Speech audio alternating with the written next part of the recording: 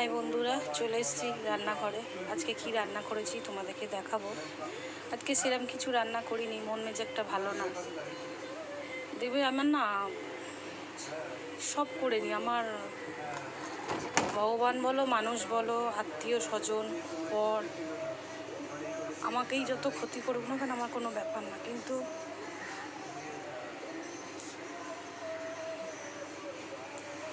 আমার ছেলে মেয়েকে কিছু বললে কেউ বা ওদের শরীর খারাপটা হলে না জানি আমি নিতে পারি না কেন কি জানি। বলে না এক একজনের প্রাণ ভোমরা থাকে, আমার মনে হয় আমার দুই ছেলে মেয়েই প্রাণ ভোমরা। আমায় যদি কেউ ক্ষতি করে, আঘাত দেয়, বুকে যদি ছুরিও গেঁথে দেয়, তাও জানি আমার জানি এত কষ্ট হয় না কেন।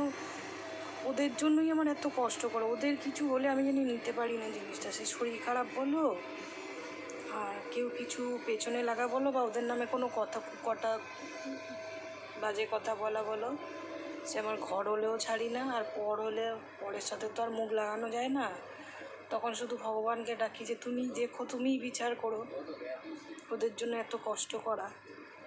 দেখ, আজকে মেয়েটার শরীরটা কদিন ধরে ভালো না, এত কান করে ভুগছে। এর আগেও ডাক্তার দেখিয়েছি, মেডিকেলে কিছু হয়নি, কমেনি। তো আজকে একটা প্রাইভেটে নিয়ে যাবো। এখন মেয়েটাকে প্র্যাকটিসেও পাঠিয়েছিলাম, কানে ব্যথার জন্য প্র্যাকটিসটাও করতে পারিনি। তারপরে আজকে স্কুলও যেতে পারলো না বেচারির, আজকে রেজাল্ট বেরানোর ছিল। এত ব্যথা করছে, প্র্যাকটিস থেকে সে শুয়েছে, খেদে ফেলেছে আমার কাছে, মা আমি পাচ্ছি না। ওই মেডিকেলে ওষুধও শেষ হয়ে গেল, কালকে লাস্ট ছিল, তবু ব্যথাটাই কমছে না। আমি চল প্রাইভেট নিয়ে যাই।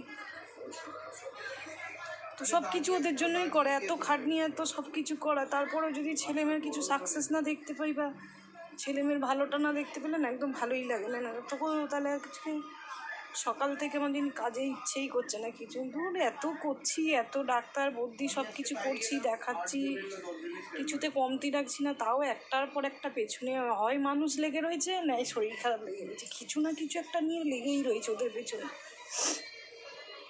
সেটা আমি না, সব মায়েরাই বাচ্চাদের চিন্তা করে, কিন্তু আমি জানি একটু বেশি ওদেরকে নিয়ে আবেগ হয়ে পড়ি, বেশি ভেবে পড়ি কেন কি জানি, আমি বুঝতেই পারি না। আমার জীবনের কমজোরিই বোধহয় ওরা দুজন। সে যাই হোক, রান্না আজকে সেরকম কিছু করিনি। তো কি করেছি চলো তোমাদেরকে দেখাই। ভালো লাগছে না গো কিছু, এখন ওকে নিয়ে রান্নাবাড়ি হয়ে গেছে। আমার অন্যদিন কটায় রান্না শেষ হয়ে যায় না, 9টার থেকে 9:30টার মধ্যে সব কাজ। এখন বেলা 11টা বাজে, হচ্ছে কোনো রকমে ভাসুরকে করে খাবার দিয়ে দিলাম।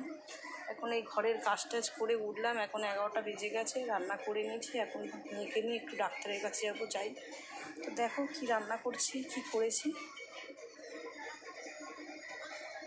এই যে দেখো, সেরকম কিছু করিনি, বলছি না মনে হয় ভালো লাগছে না, সব খাটতে ইচ্ছা করে না। তো ফ্যামিলির সবাই ভালো থাকলে, সবাই থেকে বেশি কথা আমার জানি আমার ছেলে মেয়ে সুস্থ থাকলে, ওদেরকে যেটা করাতে চাইছি ওরা যদি ঠিকঠাক করে না, আমি জানি ওতে বিশাল খুশি। তাতে আমার যত খাটনি হোক আর যত কষ্ট হোক।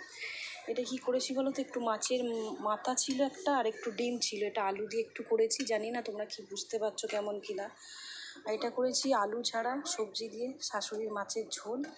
আর আমাদের না অনেক দিন পর কালকে বর আমার কাটোয়ার ডাঁটা এনেছিল, ওই কাটোয়ার ডাঁটা দিয়ে, কাতলা মাছ দিয়ে আর আলু দিয়ে আমাদের লাল লাল একটু ঝোল। আজকে সেরকম কিছু করিনি, এই সামান্য একটু রান্না। তো ভাবলাম এই রান্নাটুকুই তোমাদের সাথে শেয়ার করি। তো চলো, কেমন লাগলো অবশ্যই জানিও।